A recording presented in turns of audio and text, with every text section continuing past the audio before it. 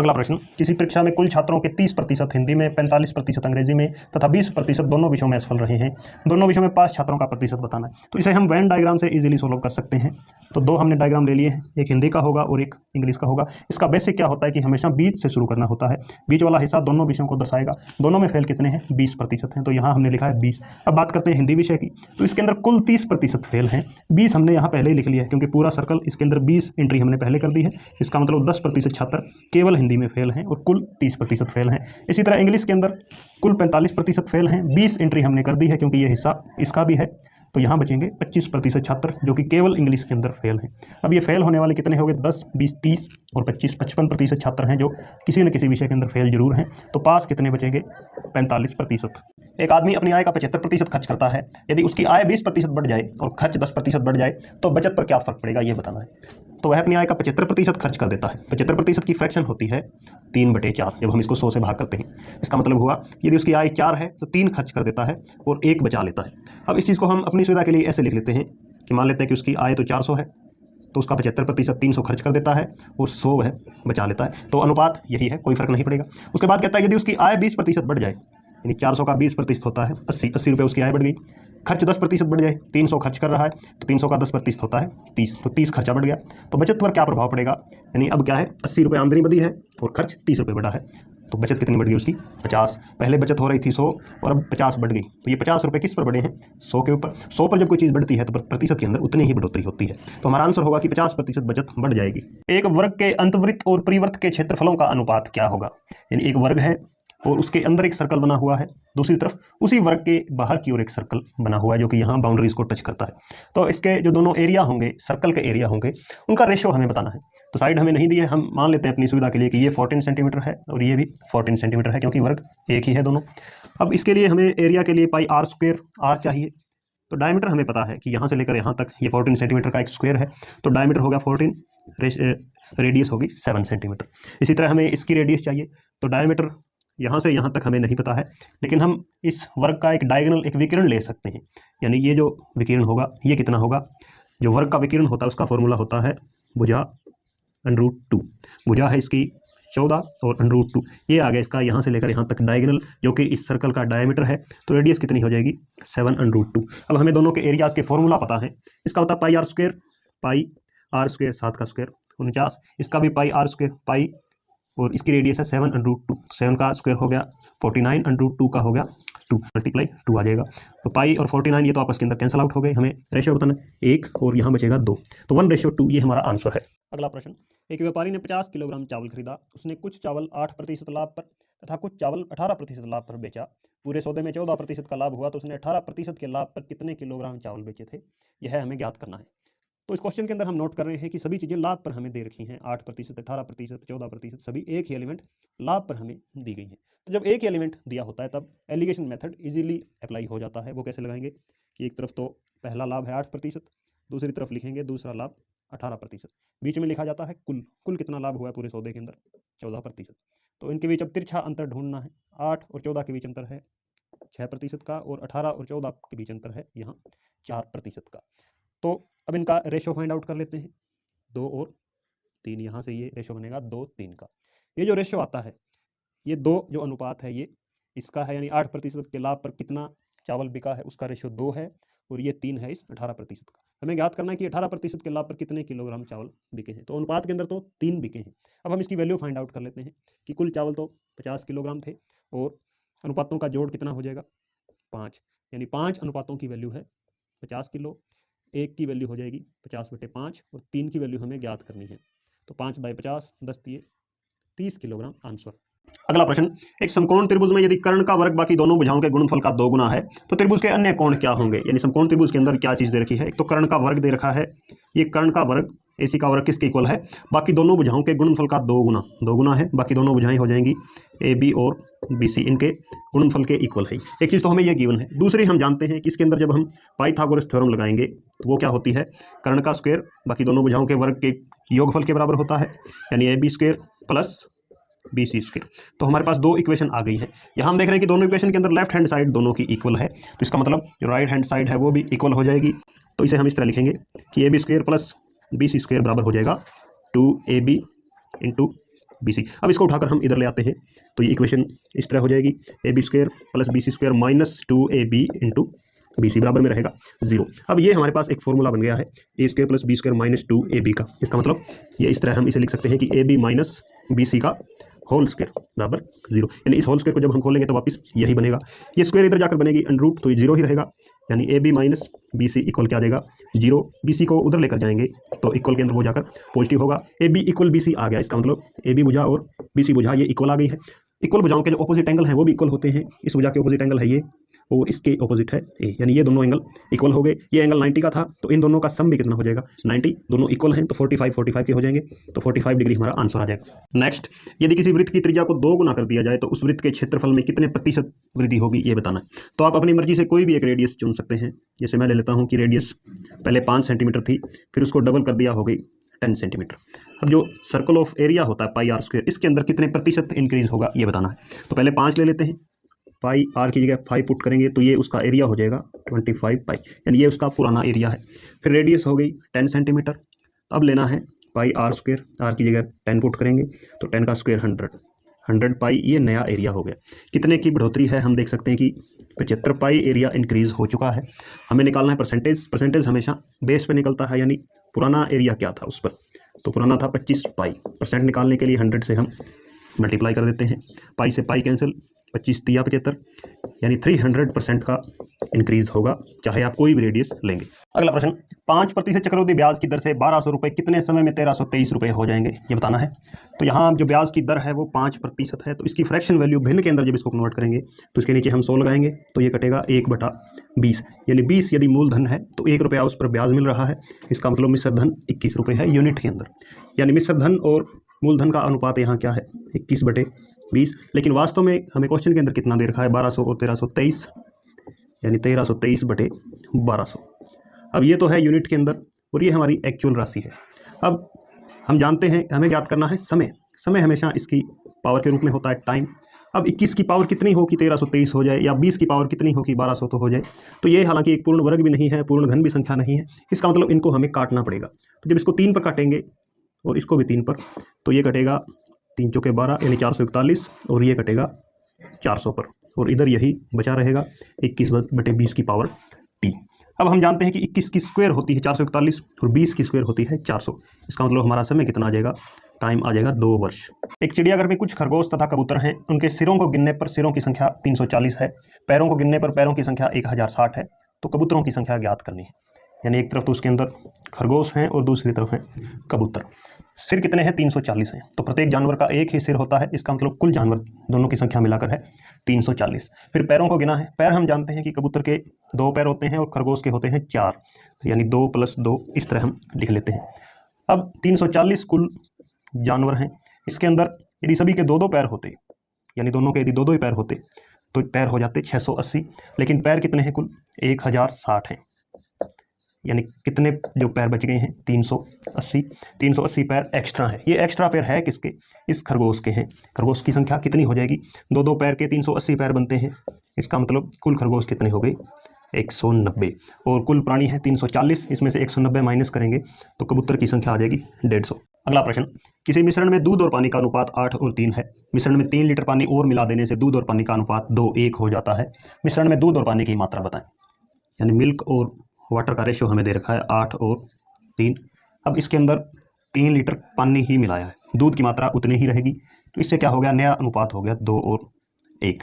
तो हमने दूध तो मिलाया ही नहीं है, इसका मतलब इस अनुपात को हम इस 8 के बराबर कर लेते हैं। कहने का मतलब दोनों तरफ हम 4 से गुणा कर देते हैं, तो ये हो गया हमारा अनुपात 8, लेकिन ये हो गया 4, यानी 8 और 4, इसको जब हम काटेंगे तो वापस 2 और 1 बनेगा। तो अनुपात के अंदर हम देख रहे हैं कि मिल्क अब दोनों तरफ समान हो गया है, लेकिन जो पानी की मात्रा है पहले 3 अनुपात थी, अब 4 अनुपात हो गई है, यानी 1 अनुपात की बढ़ोतरी हुई है। और क्वेश्चन के अंदर हमें दे रखा है कि हमने 3 लीटर पानी और मिलाया है, यानी 1 यूनिट की वैल्यू है हमारे पास 3 लीटर। हमें ज्ञात करना है दूध और पानी की मात्रा। तो पहले कितना था दूध, उसके अंदर 8 अनुपात के अंदर था, 1 यूनिट की 1 अनुपात की वैल्यू 3 है, तो दूध की कुल मात्रा हो जाएगी 24 लीटर। यही पुराना था और यही नया है, इसके अंदर कोई छेड़छाड़ नहीं हुई है।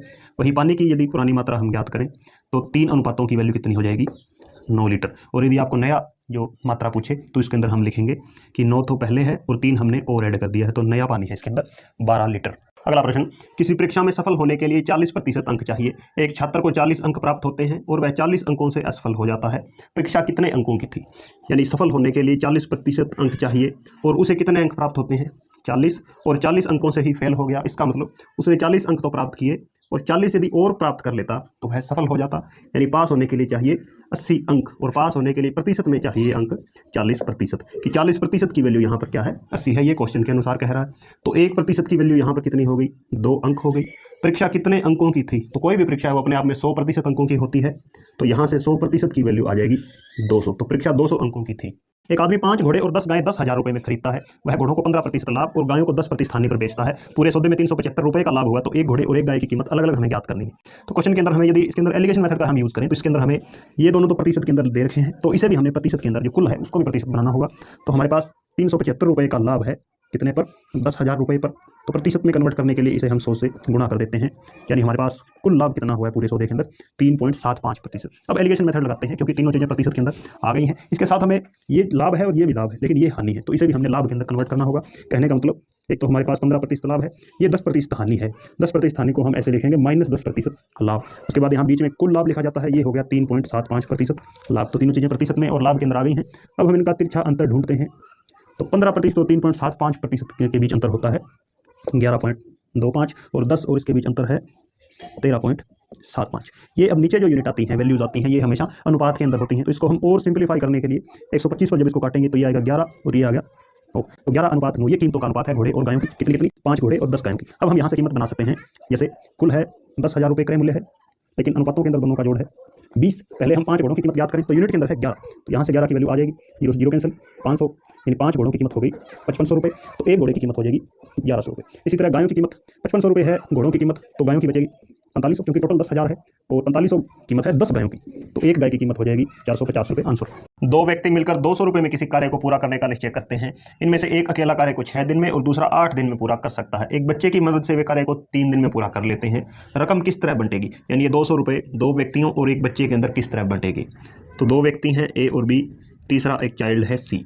एक चीज़ दे रखी है कि 3 दिन में कार्य पूरा हो गया है। इसका मतलब ए ने भी 3 दिन काम किया है, बी ने भी और सी ने भी 3 दिन में कार्य पूरा हो गया।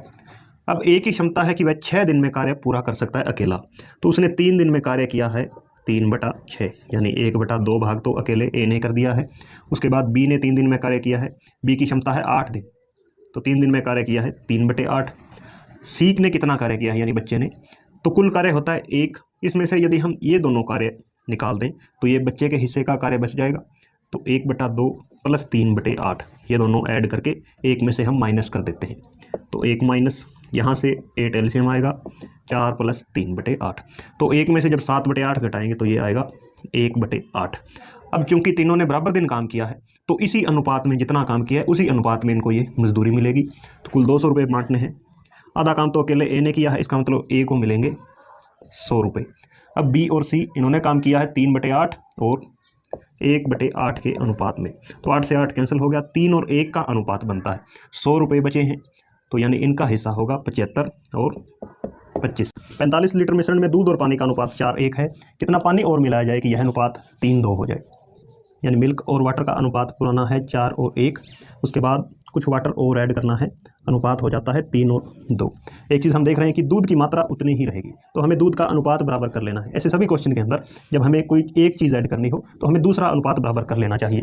तो इसे हमने 3 से गुणा कर देनी है दोनों तरफ और इसे हमने 4 से गुणा कर देनी है दोनों तरफ। तो ये 4 × 3 = 12 और ये 3 × 3, ये तो हो गया पुराना अनुपात और नया हो जाएगा 12 और ये हो जाएगा 8। इसका मतलब हमने 5 यूनिट पानी है मिलाया है। अनुपातों का जोड़ था पहले 12 और 3 15, कुल जो मिश्रण है 45 लीटर का है, तो 1 यूनिट की वैल्यू यहाँ पर 3 है। तो हमने 5 यूनिट पानी जोड़ा है, तो 5 दिए 15 लीटर पानी हमने ऐड किया है। यदि एक राशि 12 लड़कों के बीच बराबर बांटी गई तो प्रत्येक को 20 लड़कों में बराबर बांटने पर जितनी राशि मिलती है उससे 60 रुपये अधिक मिली, वह राशि क्या थी? यानी कोई एक राशि है R, इसे हमने 12 लड़कों के बीच बांटा और इसी राशि को 20 लड़कों के बीच बांटा, तो यह जो राशि है 12 लड़कों को जो मिल रही है यह क्या 60 रुपये ज़्यादा है। किससे? इससे। इसका मतलब यह तो 60 रुपये पहले ही ज़्यादा है, इसके अंदर हम 60 रुपये और जोड़ देते हैं। अब ये राशियाँ बराबर हो गई। यहाँ से अब R की वैल्यू फाइंड आउट कर लेते हैं। यहाँ से एलसीएम लेंगे 20 और 1 का हो जाएगा 20, R = R, 20 की 60 के साथ करेंगे गुणा तो हो जाएगा 1200 और ये हो जाएगा r/12। अब तिरछी गुणा होगी 20r इस 12 की इन दोनों के साथ, तो 12r प्लस 14,400। 12r इधर आकर माइनस होगा, 20r में से घटेगा तो 8r बराबर 14,400। यहाँ से r की वैल्यू 8 से इसको काटेंगे तो ये आएगा 18, 8 144 होते हैं, तो वह राशि थी 1800 रुपये। एक टंकी 8 घंटे में भर जाती है, लेकिन इसके तली में एक छेद होने के कारण टंकी को भरने में 2 घंटा ज़्यादा समय लगता है। यदि टंकी पूरी भरी हो तो छेद के द्वारा इसे खाली करने में कितना समय लगेगा? जैसे कोई पाइप है, उसे 8 घंटे लगते हैं टंकी को भरने के अंदर, लेकिन जब पाइप के साथ एक लीकेज भी है इसके अंदर, जब लीकेज हो जाता है तब इसे 2 घंटे एक्स्ट्रा 10 घंटे लगते हैं। अब इन दोनों का एलसीएम होता है 80, तो यह मान लेते हैं कि टंकी 80 लीटर की है, तो इस पाइप की क्षमता क्या हो जाएगी? 8 से जब इसको भाग करेंगे, पाइप की क्षमता 10 लीटर पर आवर है। इसी तरह पाइप और लीकेज जब मिलकर काम करते हैं तो उनकी क्षमता है 8 लीटर पर आवर भरने के अंदर। तो यहाँ से हम कह सकते हैं कि P की वैल्यू 10 है और P प्लस L की वैल्यू यानी इस लीकेज की वैल्यू है 8। तो P की जगह हम 10 पुट करेंगे, तो L की जगह हम क्या लिखें कि ये 8 बन जाए, तो हम कह सकते हैं कि 10 में से हम जब 2 माइनस करते हैं फिर 8 आता है, यानी लीकेज की जो इफिशियंसी है वो क्या है? -2। माइनस का मतलब यह खाली कर रहा है। अब इसे 80 लीटर खाली करना है और इसकी क्षमता है 2 लीटर पर आवर, तो इसे कुल मिलाकर 40 घंटे लगेंगे खाली करने में। यदि किसी संख्या को अनुपात 11 और 23 के दोनों पदों में जोड़ने से अनुपात बदलकर 4-7 हो जाता है, तो वह संख्या क्या है? यानी जो प्राथमिक अनुपात था वो था 11 और 23। अब इसके अंदर कोई संख्या ऐड करनी है, दोनों तरफ एक ही संख्या है, उससे अनुपात बदलकर 4 और 7 हो जाता है। तो इस तरह के सभी क्वेश्चन के अंदर जब हमें कुछ जोड़ना है तो आपने इस अनुपात को दोनों तरफ किसी संख्या से गुणा करना है और इससे बड़ी संख्या बना लेनी है। इन अनुपातों से बड़ी, घटाने का पूछे तो इससे थोड़ा छोटा रख लेना है। कहने का मतलब इसको हम दोनों तरफ 3 से यदि गुणा करें तो 3 7 21 छोटा रह जाता है, तो हम 4 से करके देखते हैं कितना हो गया। 4 चौके 16 और 4 7 28। तो हम देख रहे हैं 11 के अंदर हमने 5 ऐड किया, 16, 23 के अंदर भी 5 ही ऐड हो रहा है, तो 5 वह संख्या है जिसे जब 11 और 23 के दोनों पदों में जोड़ते हैं तो अनुपात 16-28 हो जाता है। इसको जब 4 पर काटेंगे तो अनुपात रह जाएगा 4 और 7। अगला प्रश्न औसत का है कि 100 संख्याओं का औसत 46 है। बाद में यह पाया गया कि गलती से 2 संख्याओं 16 व 43 को 61 व 34 पढ़ा गया। सही औसत ज्ञात करो अगर यह भी पाया गया हो कि कुल संख्याएं 90 थी, यानी संख्याएं भी 100 नहीं थी। अब इस क्वेश्चन के अंदर हम देख रहे हैं कि यदि संख्याएं 100 होती तो इन 100 संख्याओं का औसत कितना है? 46 है। तो इन 46 संख्याओं का कुल योग कितना हो जाएगा जब हम इनको 100 से गुणा कर देंगे? संख्या गुणा औसत हमें मिलता है जोड़, तो इनका जोड़ हो जाएगा 4600। अब कहता है इसके अंदर गलतियां हुई है कि संख्या थी 16 और दूसरी संख्या थी 43। इन दोनों को गलती से 16 को तो पढ़ लिया 61 और इसे पढ़ लिया 34। अब यदि 16 और 43 ही होती संख्याएं तो इन दोनों का जोड़ इस 4600 के अंदर ऐड हो जाता। कितना जोड़ होता है इनका? 59। लेकिन गलती से कितना जोड़ ऐड हो गया? 61 और 34, यानी ये 95 जोड़ कर दिया गया, जिससे कि जोड़ बन गया 4600। इसका मतलब कितने की त्रुटि हुई है? यहाँ 36 एक्स्ट्रा जुड़ गया है किसके अंदर? इस 4600 के अंदर। इसका मतलब वास्तविक जोड़ क्या हो जाएगा? 4600 में से हम यह 36 माइनस कर देते हैं, ये हो जाएगा 4564। तो ये हो गया कुल योग। लेकिन फिर कह रहा है कि कुल संख्याएं 90 थी, 100 नहीं थी। इसका मतलब हमें जो असली औसत ज्ञात करना है उसके लिए हम इसे 90 से भाग कर देते हैं। तो इस 0 के लिए यहाँ एक पॉइंट लग जाएगा। 9 से इसको हम डिवाइड कर लेते हैं। 9 5 45, फिर 6 पर भाग नहीं जाएगा, 0 और 64, 9 7 63, यानी 50.7 के लगभग हमारा असली औसत आएगा।